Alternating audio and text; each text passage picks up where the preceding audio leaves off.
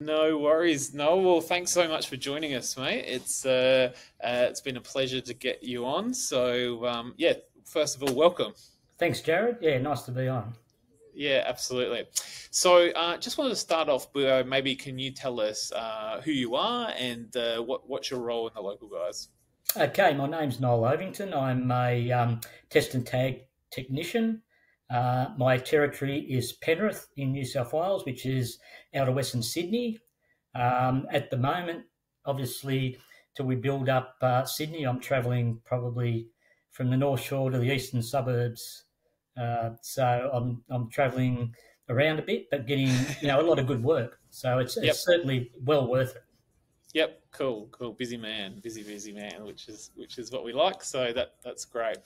Um, so what were you doing prior to joining the local guys? Noel, what was you doing work wise before being a member of the local guys? Well, I'm a journalist by profession. I'm a journalist Oh, and you? newspaper Oh no, editor. actually, I remember you Yeah, telling me that. Yes, yeah. absolutely. Most of my working career, and probably about 10 years ago when newspapers were going to the digital age. At the time, I was working as the editor of a regional newspaper in Bowral, which is in the Southern Highlands of New South Wales. And newspapers were starting to struggle. Years A few years later, there was a lot of people being made redundant as newspapers scaled down to half their size and probably under half their size.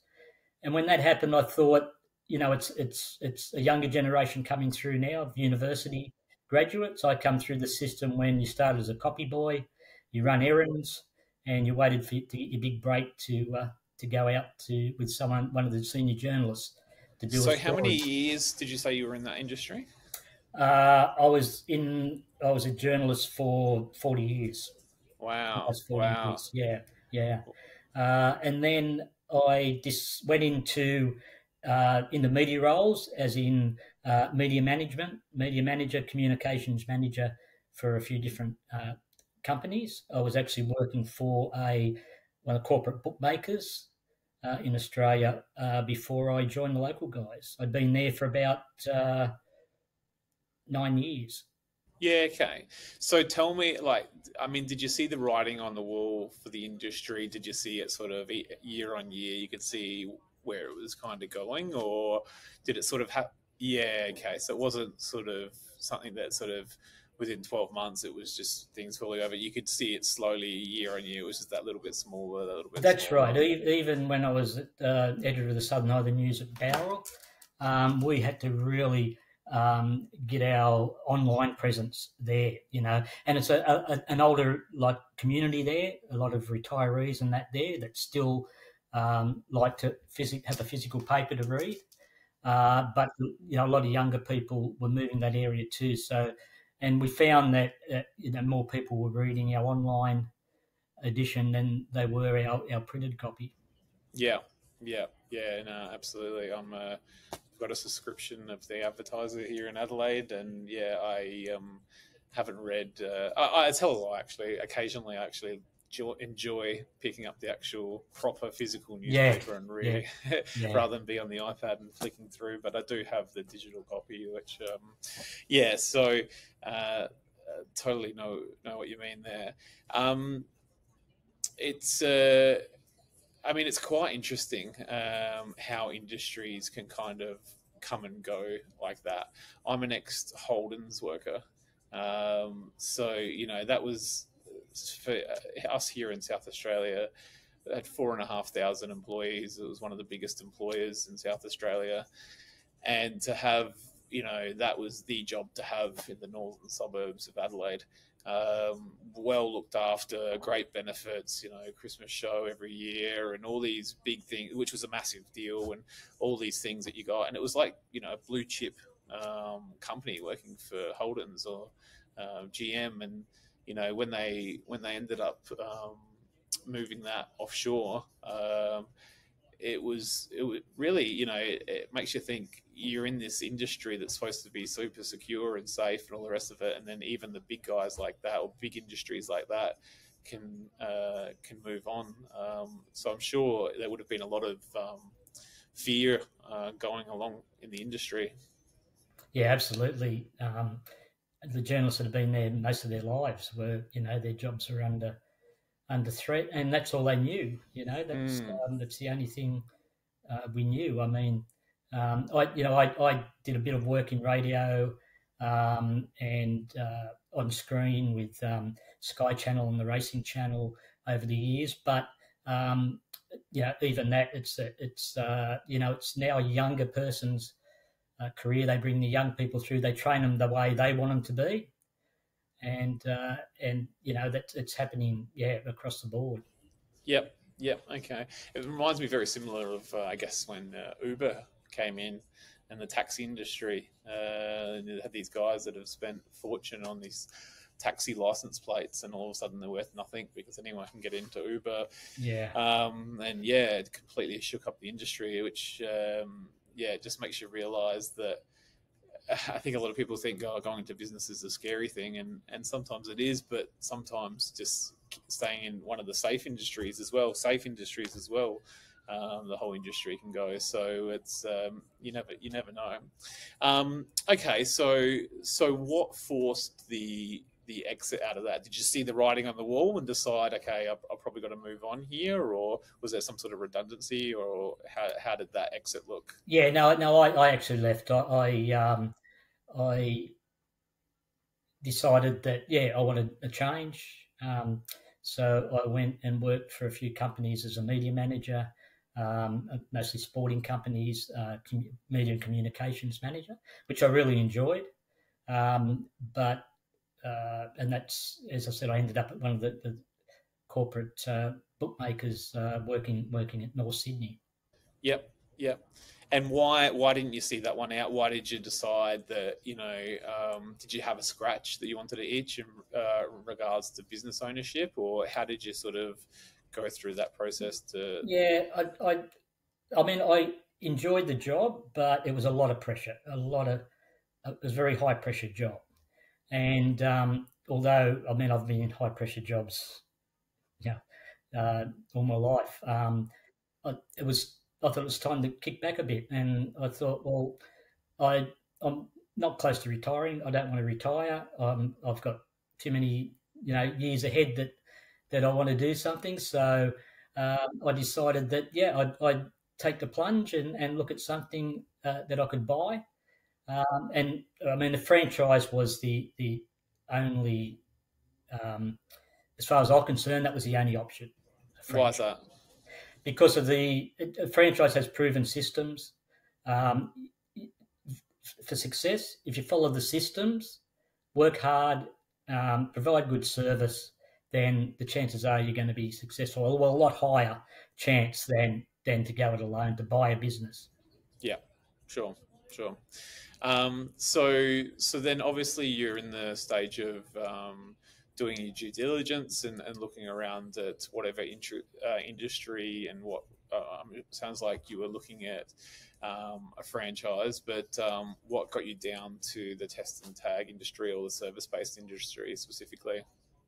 The first thing when I thought about going and buying a business was what happened recently with COVID. How people in the service industry suffered. They, the ones that were prepared to diversify and think outside the square did okay, but others that just said, you know, we can't do anything, they suffered. So I wanted to look at something that if a recession, if it quietens down, if something like that happened again, what's something that's going to be needed, something that is you're still going to be able to carry on your business, and that was as it was people have to have a fire safety plan, and test and tagging is the preferred uh, plan to have. So I looked at many other businesses, but at the bottom line is that's I decided no, this is what I want to do. Yep, yeah. It's quite funny actually. I know across the three divisions, pest control guys were during COVID the busiest that they've ever been. They just could not keep up. absolutely just flat out. Same with cleaning for obvious reasons. And test and tag had a dip at the beginning, and then it went sort of crazy after a little while. I think at the beginning, when all the workspaces and offices were empty, we thought, oh, this is fantastic. This is going to be great. We're going to go through all these work sites. There's not going to be anyone there, and it's going to be happy days. But I think businesses were just trying to work out what the heck was going on, and they were still trying to go. Everyone's freaking out. Things are moving everywhere. The last thing we're thinking about is compliance right now. Once it got through a couple of months and everyone started to go, okay, cool, the dust is settling a little bit, then we ramped right up and got really busy. But yeah, no, it was quite interesting. But I totally agree with you. I think that being someone I've owned, a couple of hospitality franchises, and that was tough. That was really tough. We were in those at the start of COVID, and no one's walking in the door, and you still had massive rents. You've still got Westfield knocking on the door saying pay up. You've still got landlords, whatever, knocking on the door asking for their money. You still had big loans that needed to be paid.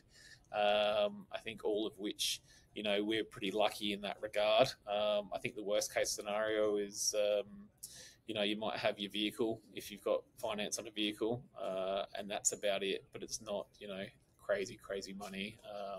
So we're sort of able to weather that storm a lot more in that sort of regard, which I think is a handy side of things. So how did you know about electrical test and tag before? Because I had no idea about electrical test and tagging when I first discovered it. I was working at Telstra many years ago, and we had the guy come through and do the test and tagging, and I was like, what the heck is this? I thought you had to be an electrician or something like that. What was your experience with first understanding? And Yeah, I was like you. I really had no idea. yeah, My wife works for the New South Wales government, so yep, when I mentioned it, she was all over it. she She, knew, yeah, she yeah. knew, So yeah, and she government actually definitely. she thought she encouraged me to go into that industry. Yeah, So yeah, and that's the thing. Like, I mean, compliance is always a good one. Obviously, the repeat work side of things is always great. I mean, I know right now. In your last scorecard meeting, I jumped in quickly and said, "Take everything you can because this is going to build your repeat customers for many years to come." So, I know right now you're running around like a chook with its head cut off, getting everything done and doing a fantastic job of it, I must say as well. But yeah, no, it's I think especially for someone like your wife in her position, in being in a big office environment, and you can see how many items there are to be tested and how frequently and all the rest of it. It just sort of the numbers stack up pretty well. Um, okay, cool. Um, so that was your experience with. So did you ever look at any other sort of industries at all when you were going through the process, or were you pretty much? yeah, looked at another couple of industries, but um, it. I, I went in with an open mind of what to do, but I didn't want a franchise, as you talked about before, where you've got rents to pay and things like that. Yeah, so it was going to be a service industry, and when I done my homework on it, testing and tagging just stood out, even though I didn't know really what it was.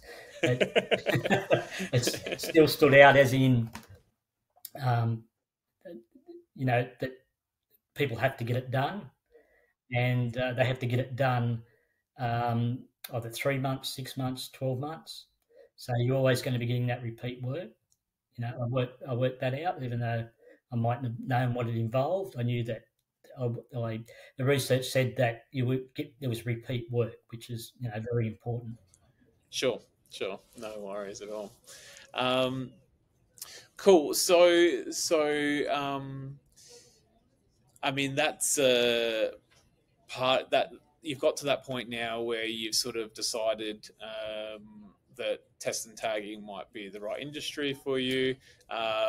You've obviously gotten in contact with us. Do you want to talk to us about your decision for joining the local guys? I mean, there's other test and tag companies. What was your thought process around that? Why did we end up becoming the business that you decided that you wanted to um, move the next part of your career onto with? The biggest thing was you very established in Adelaide in South Australia. Um, in New South Wales, I think there's only one franchise partner in New South Wales at that stage.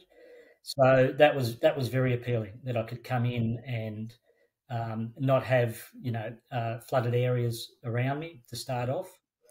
Um, so that was I think I did mention it to you, that was the big clincher. You're a young company, you were just starting to build up, and I could get on the ground floor and um, not only make a good living, but hopefully help you to build up New South Wales. Yep, yep, perfect. No, and we've been extremely happy with your work there. I know the girls in the office.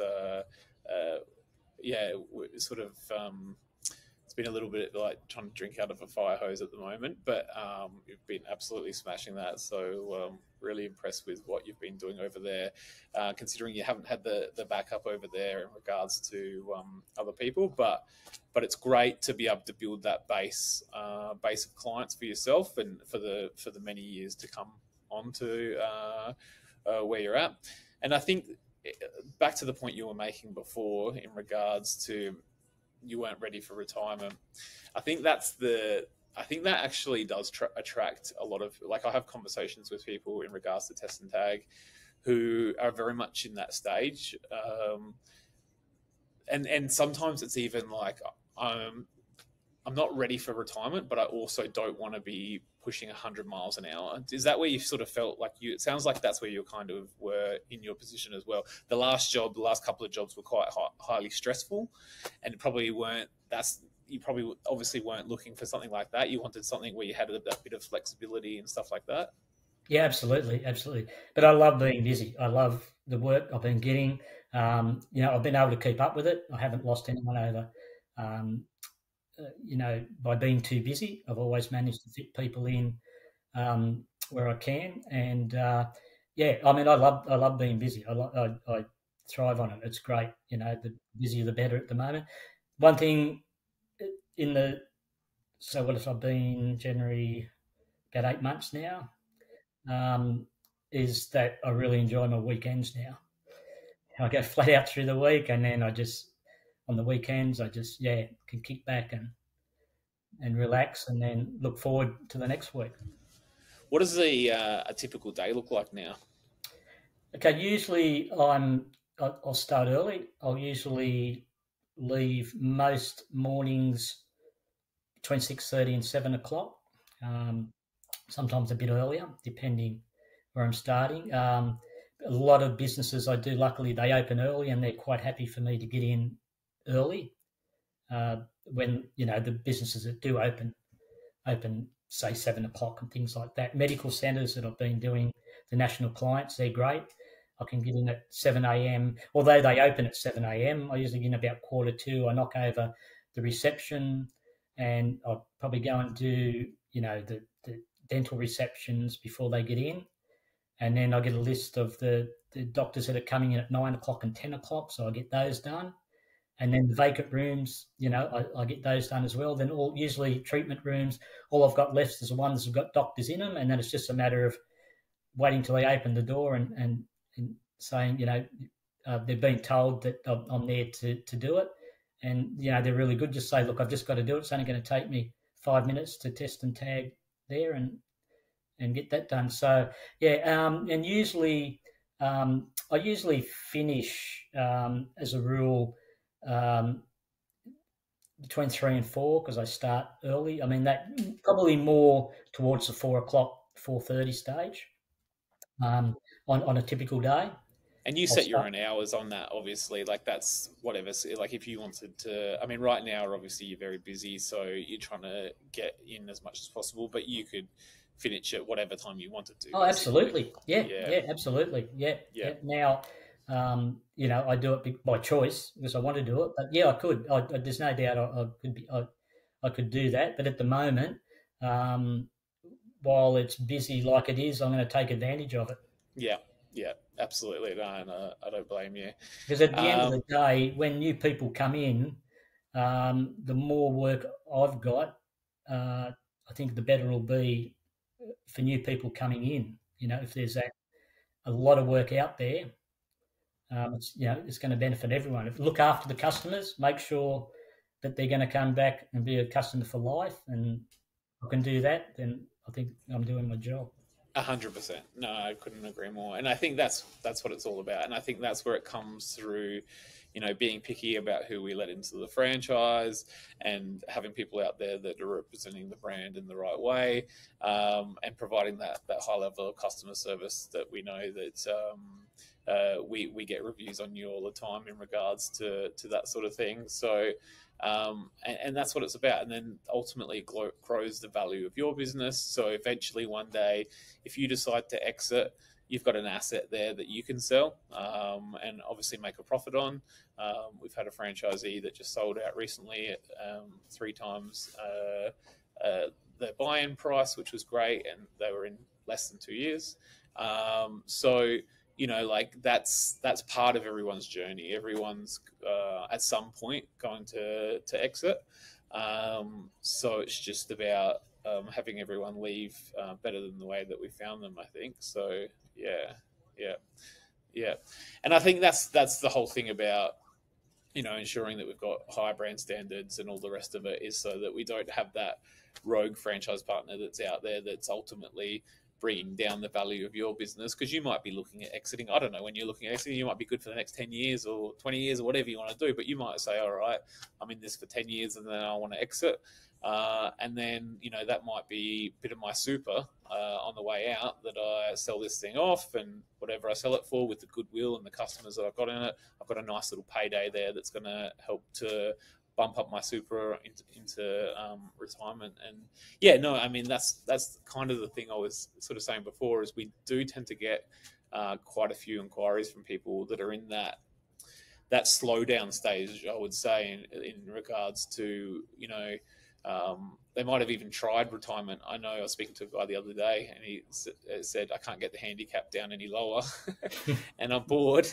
I want to go back to work, basically, which I completely understand. So how have you found it, this sort of like the work-life balance and doing the actual work? I mean, it's a very repetitive job. Do you find it boring at all, or how do you find the process of doing the I actual find work? it challenging. I find it Yep. challenging. I mean, I think I've learnt a lot over the last 6 or 7 months that if I'd been quiet or come into an area and then there were established franchisees around, I wouldn't have picked up what I've picked up now. Quite often I've contacted you or the support centre, but a lot of times I've worked it out myself, before I've had to call. And I only call if I'm not going to take any risks. I will call, but if it's just a matter of working, looking at it, studying it, working it out, then I'll probably come across a lot of situations that probably some guys that have been in a lot longer haven't maybe come across. I don't know, but I'm sure. just things, that you can't train people for. They just come up in the workplace, and yeah. There's quite a bit in that in test and tag, to be honest with you. It's like there's lots of grey areas where it's not black and white, and it's just like it's kind of, I would say it's like the I before E, except stuff to see. Like it's like this is the rule, and unless this reason, and then we've got that's right. Completely breaks the rule. yeah, a lot of it's just common sense to yeah, and I think that's a lot of the support calls that we get and I get that come through in the support center. Is it's almost more reassurance. I think people know the answer to it, but they just want that reassurance to go, this is right, and it's like, yep, you know it, you're good. But it's good to have that backup, I guess. But it's good that you can work through those problems as they come up anyway, and you just back yourself, really. Yeah, I mean, so many jobs I've done where things have been tagged incorrectly. So many. How often is that out there? Quite often. Yeah, yeah, I think I contacted support centre about one of the TAFE colleges I was doing. yep, All that they had computer rooms that were like wall to wall computers and the leads were tagged 5 years. Monitors and CPUs weren't tagged at all. yeah, yeah, Yeah, and yeah, and I said, well, what should I do? Should I, because it wasn't on the work order to do them, and yep, said no. If they want to be compliant, you've got to do it. So, yeah, yeah. and I And think that's it the ended up thing. being like 3,500 tags that job. Yeah, wow, wow. And I think that's the thing about electrical test and tagging is that it's so easy to get your license. You can go do a 1 day license, and I'm sure you would attest to this. At after that license, whether you feel confident in being able to running a test and tag business by yourself, I would dare say far from I said, what have I done it. after the course?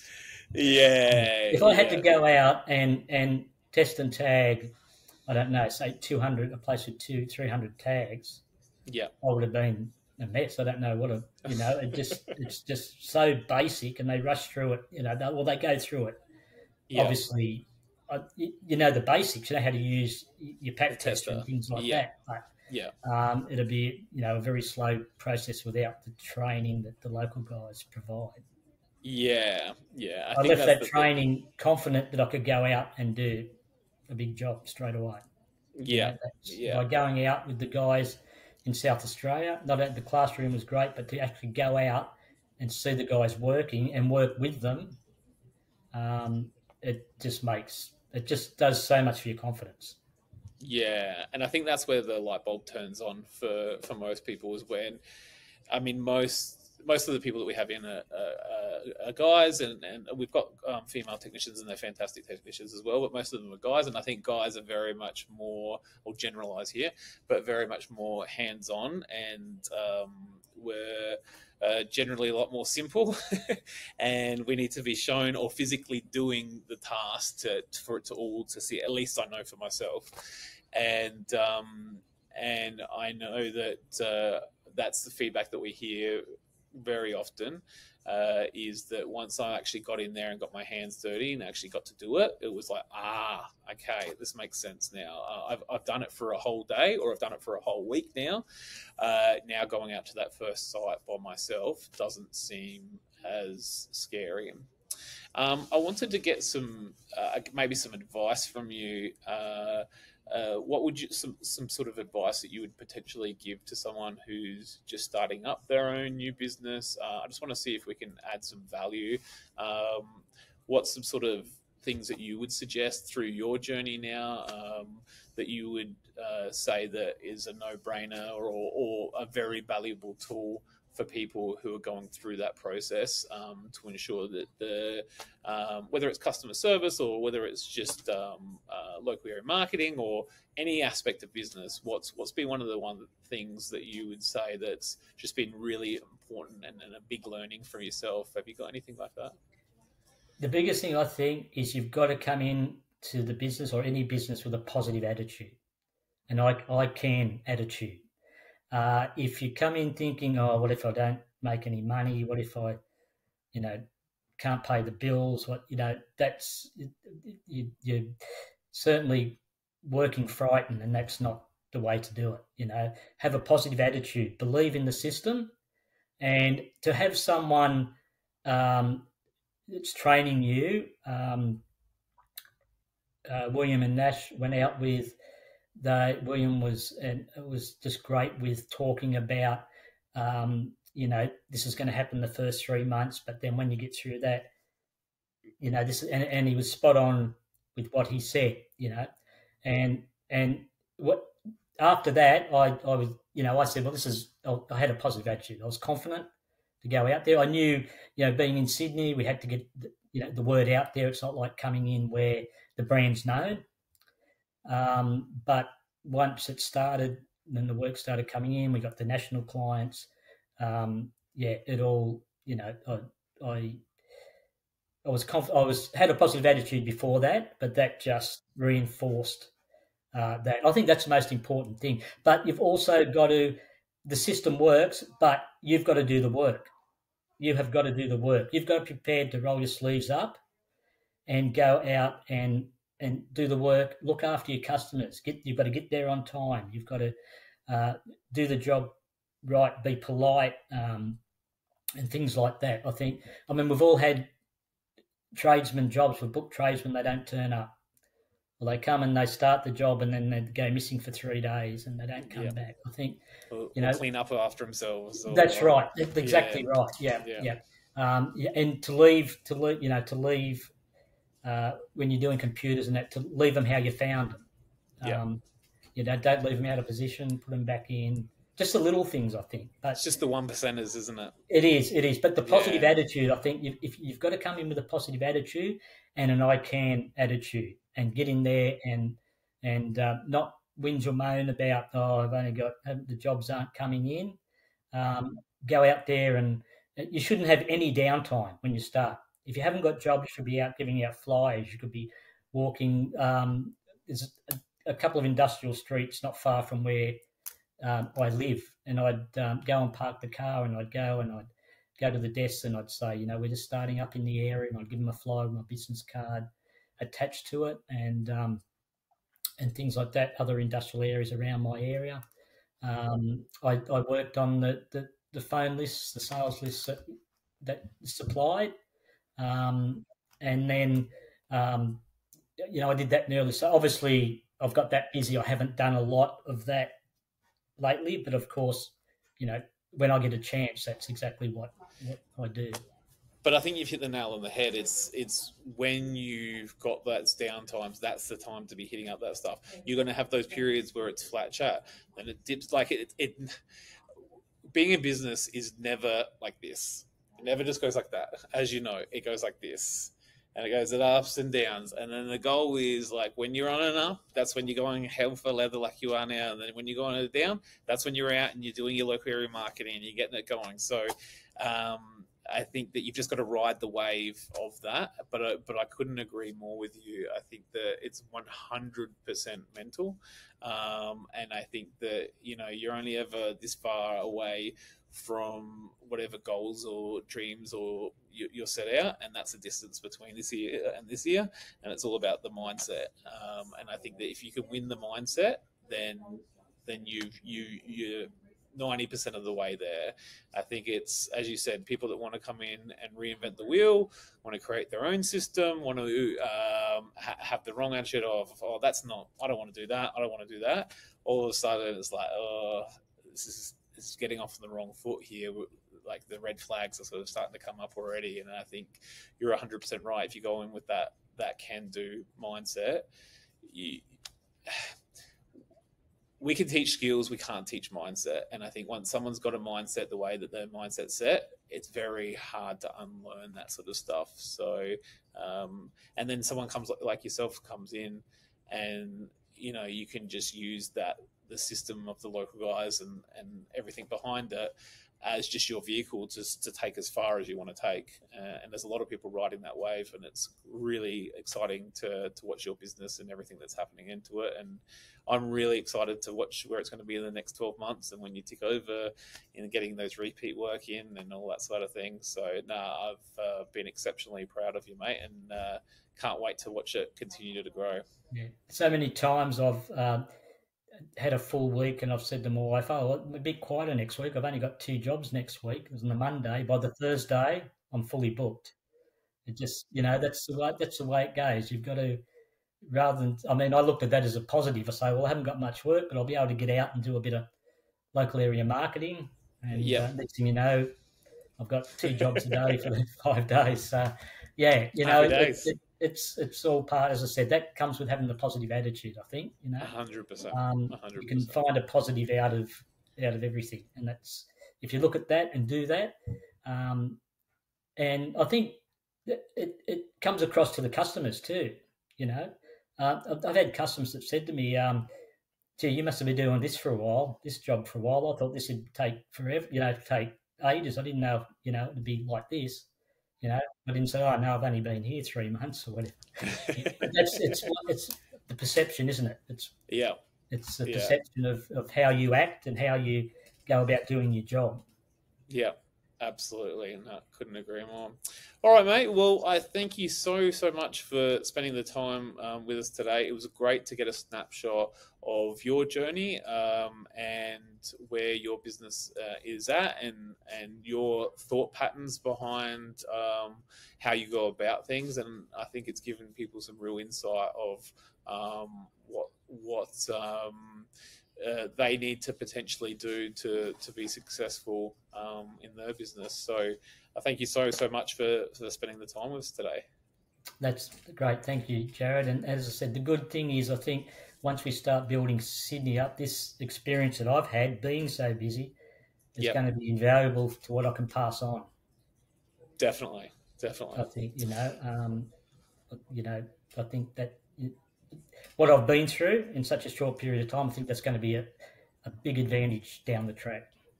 Yeah. Yeah, no, I couldn't agree more. All right, mate. No dramas at all. Well, thank you so much for that, and you enjoy the rest of your evening. Thank you. Okay, thanks, Jared.